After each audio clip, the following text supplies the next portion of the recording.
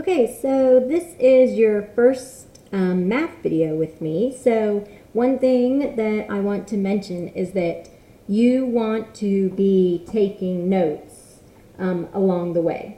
So you should have paper, pencil, and then you want to make sure that you are listening, writing down what you need to write down. If you need to hear it again, you can pause it, move it back, replay it. So do what you need to do to make sure that you get the information down. All right, I'm going to do 3 videos for you guys today. So this first one is polynomials. This is just going to introduce what we are starting. And then the second video that you need to do is adding and subtracting polynomials. And then the third video is multiplying polynomials. And then once you've gone through the videos, then you can pick up today's assignment. And then that will be due, I guess that would be on Thursday then. All right.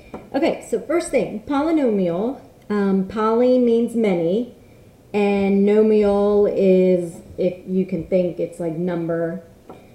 So when we talk about polynomials, we are talking about, so here's your definition for polynomial. We are talking about a math expression. It doesn't have to have an equal sign. It can, but it is a math expression that contains, we'll say many terms separated by addition or subtraction.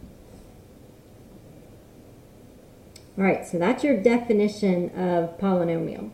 So you've been doing polynomials for a while now without even realizing it, because polynomials are just like terms. So if we had 3x minus 5, there are 2 terms in this expression. So this is a term right here, and this is a term right here, and it's separated by subtraction. So this one we could actually call a binomial because it has 2 terms. All right, so another example might be 9x squared plus 4x minus 3. All right, this one, you can guess, has 3 terms. There's a term there, there's a term there, and there's a term there, and separated by adding and subtracting. So this one we could call a trinomial because it has 3 parts. All right, there is such thing as a monomial, and that would be if there was just one term. So something like 7 or negative 6x, those would be one term because that is a term, it's not separated by adding or subtracting. And then that right there is a term, it's not separated by adding or subtracting. So these are monomials because there's just one. All right, so it's a math expression that contains many terms, it can contain just one, that are separated by adding or subtracting. Now poly is the name that covers all of them because that means many. All right, next up, standard form. When we do standard form of a polynomial, so standard form, that is the correct way to write. So we'll say the correct way to write a polynomial. Okay? And what we're going to do is we are going to always start with the largest exponent on the variable. Okay? So standard form is when we write the polynomial, with the highest exponent or the greatest exponent first.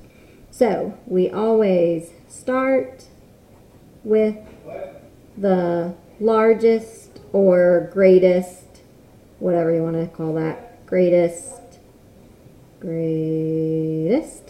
exponent, and then we're going to go down from there. So if we were to write something in standard form, we would have 3x to the fourth minus 2x to the third plus 7x squared plus 11x minus 9. All right, so highest exponent first, and then counting down from there. So highest exponent, and then going down. This right here is a 1, and then technically this would be like x to the 0, but we wouldn't even write it. We would just leave it off. So highest exponent first, going down to the one with no exponent. All right, just want to make sure you know a couple more vocabulary words before we move on. One is coefficient. Ooh, next, this marker isn't very good. Coefficient. Hopefully you remember that the coefficient is the number that's in front of the variable. So in this case 3, right here, that coefficient is -2. That coefficient is 7. That coefficient is 11. And then if we ever have something like 2x squared plus x minus 9, right here there's a coefficient, but it's understood to be a 1. So coefficient is the number in front of the variable. All right, again, if you missed any of that information, then you can pause the video, move it back, and replay it. All right, we have just 2 more words to look at. One is constant term. So the constant term. I think it makes total sense, and when we were working through some of these words with the other class today, I realized that not everybody even understood why a variable is called a variable. But if we have the expression 9x squared plus 2x plus 4, okay? Now, I think you guys know that this is the variable, but the reason why it's called a variable is because that expression right there is going to change based on the value of x. So that 9x squared, that answer is going to vary depending on what number we put in for x. Same with this one. 2x is going to vary. That's why we call it a variable. 2x is going to vary based on what we fill in for the x. But this last one right here is not going to change. It's always going to be a plus 4. And that is your constant term. So if we were to write the definition, the constant term is the term without a variable, which is why it's constant, is because it won't vary. The constant term always comes at the end, so we'll add that. Always at the end. Oops, not ends, sorry. Always at the end. All right, one more word we need to cover, and that is degree. Degree of a polynomial. When we talk about the degree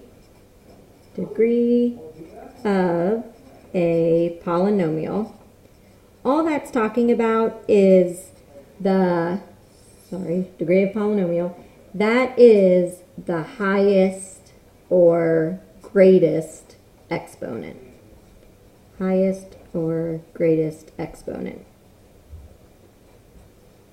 Okay, so looking at this one right here, this is a trinomial because there are 3 terms. The degree is 2 because that's the highest exponent. All right, if we go back and look at some of the ones here, here's another trinomial. the degree is a 2. It's a second degree. This one right here is a binomial because it has 2 terms, but the degree is a first degree because the highest exponent is a 1. All right, looking at this one has 5 terms, but the degree is 4, or a fourth degree polynomial. So the number of terms is not the same thing as the degree. The degree is the highest or greatest exponent. All right, that concludes this video. Again, if you need to redo, rewatch, or review anything, please do that before moving on.